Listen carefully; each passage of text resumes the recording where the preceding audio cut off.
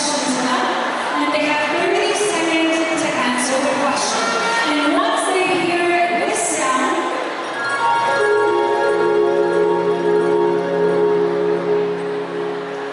huli na. They will round up their answer. All right, here we go. Wait. Let's start with Pagkalasa.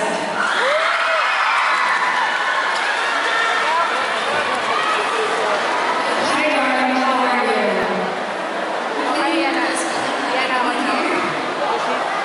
Good answer. So our questions will be in English and also translated to Tagalog.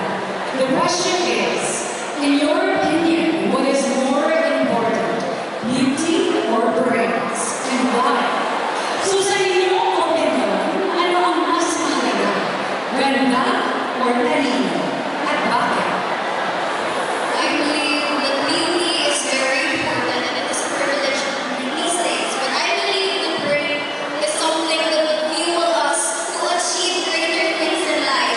It is something that will never be robbed from us, and it will radiate on how we carry ourselves in front of other people because intelligence is beauty. Thank you.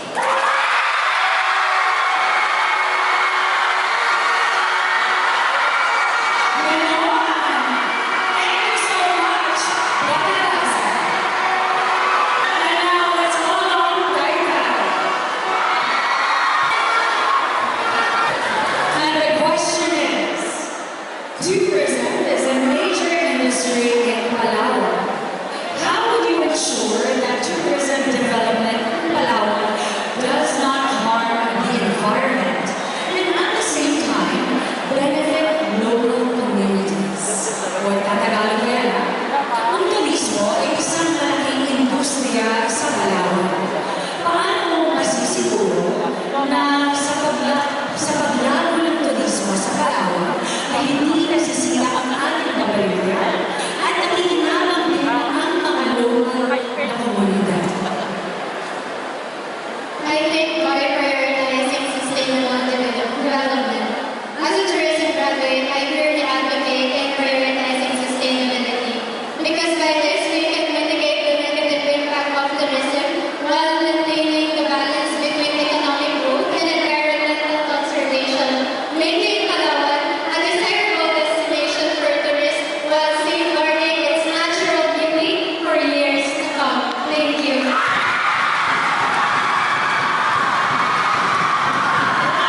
Thank you so much, Daika. And now let's call on Kuswaka. Your question is, with the rise of misinformation and fake news, how can young Palaweños distinguish truth from lies and falsehood, especially on social media? So, sa pagpalipan ng mga mali o impormasyon at fake news ngayon, lalo na sa social media, sa iyong palagay, paano manumukoy o mahihiwalay ang mga kabataang Palaweño ang katotohanan sa kasinungalingan? The rise of misinformation and fake news is imminent nowadays.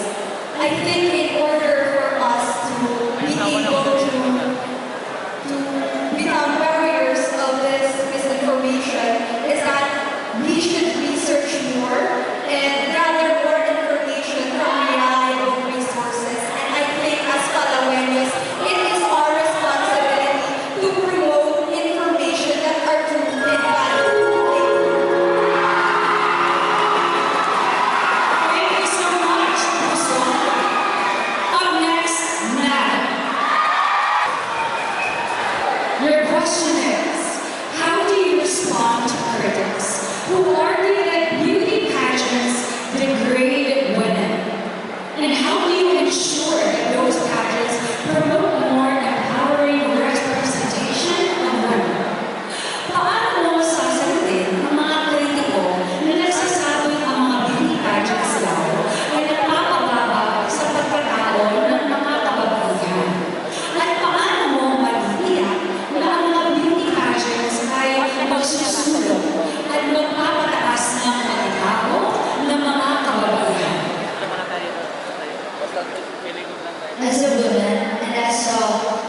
Philippines, I represent the 80,000 Aranas in this pageant. With that, I am going to explain to everyone by using my voice that being in this pageant with the unwavering support of my Aranas and my Palawenos,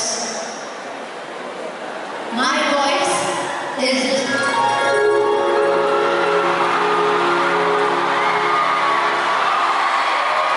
It's okay. All right, once again, that was Anna. Now let's call Julia.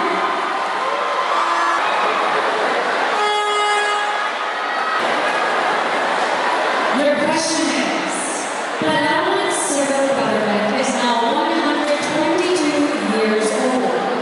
In your opinion, what is the most pressing problem that our beloved province is facing today? Ang gobyerno civil ng Palawan ay 122 taong gulang na. Sa iyong palagay, anong pinakamalubhang problema ang kinakaharap ng ating minamahal na lalawigan sa kasalukuyan? Thank you. I believe that we at Palawan, we face a lot of problems.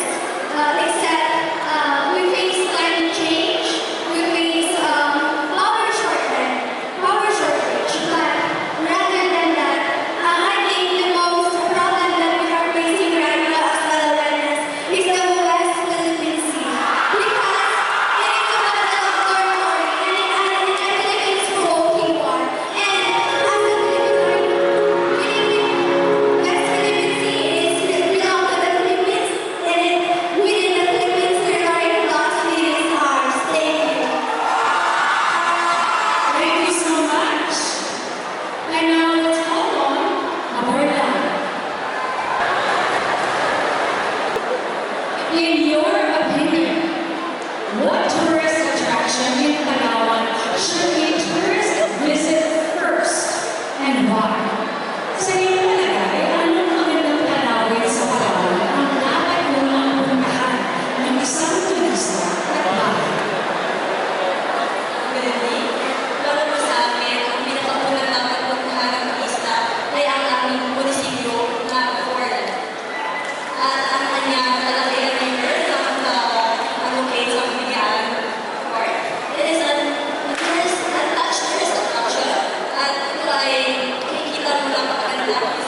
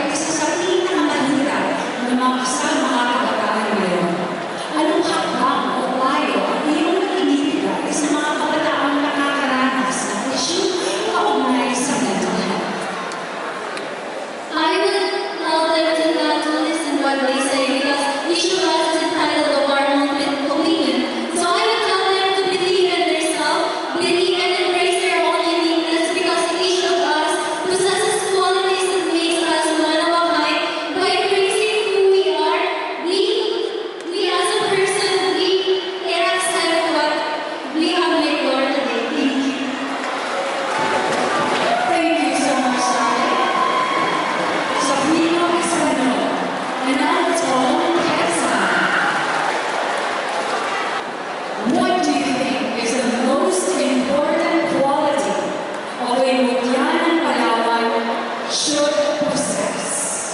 Ano sa palagay mo ang pinaka-importante katangian mayroong dapat ang isang mula ng Palawan? As a beauty queen, I believe that Mutianong Palawan is someone with a heart and someone with a purpose. I grew up with a humble home where at the very age I already experienced burning. But that doesn't stop me to becoming what I am right now. And that is what I want to tell everyone and want to inspire them that whatever you are facing right now or the challenges that you have, as long as we believe in ourselves, we can have what we love in our lives. And that is how much should we have. Thank you. Thank you so much. Purpose.